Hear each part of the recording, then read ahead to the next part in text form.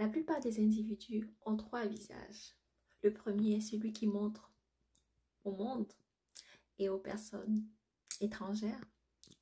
Le second est celui qui montre à leur partenaire, aux membres de leur famille et à leurs amis. Et le dernier est celui qui ne montre qu'à eux-mêmes. Et vous, quel est celui que vous préférez le plus ou quel est celui que vous utilisez le plus? La personne que nous sommes avec des étrangers ou des personnes que nous ne connaissons pas vraiment, admettons quelqu'un qu'on rencontre dans les lieux publics ou dans la rue ou ailleurs, on va être plus dans la courtoisie. Ça veut dire que ce sera juste des salutations, du bonjour, bonsoir, puis bye quoi. Par contre, avec les membres de nos familles, nos amis, notre partenaire, on va essayer de s'ouvrir un tout petit peu. Dépendamment du niveau d'intimité que nous avons, le niveau de confiance, de ce que nous avons vécu, l'attachement que nous avons l'un avec l'autre, on pourrait se montrer plus vulnérable, plus ou moins vulnérable, et s'ouvrir davantage ou pas, dépendamment de qui nous avons en face de nous. Il y a des amis avec qui on est très proche, puis d'autres avec qui la relation est correcte.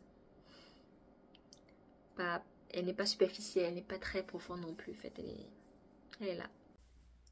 Le dernier visage est celui que nous avons lorsque nous sommes seuls à seuls, face à notre conscience, allongés sur notre lit, méditant sur notre vie et faisant face à notre réalité. Faut pas faire d'amalgame.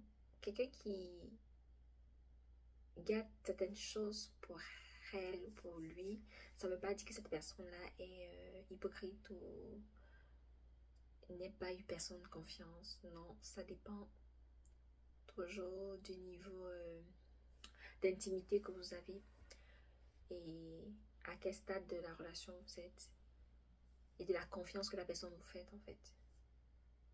Si vous avez déjà eu à blesser quelqu'un, si vous avez déjà eu à trahir quelqu'un, ça sera difficile que cette personne-là puisse complètement s'ouvrir à vous. Ça sera vraiment difficile qu'elle vienne, qu'elle vous permette d'entrer dans les profondeurs de sa personne. Donc généralement, ce type de personnes vont choisir d'avoir toujours des moments de recueillement, des moments où elles sont seules. Elles ne vont pas vous laisser entrer dans leur zone personnelle en fait.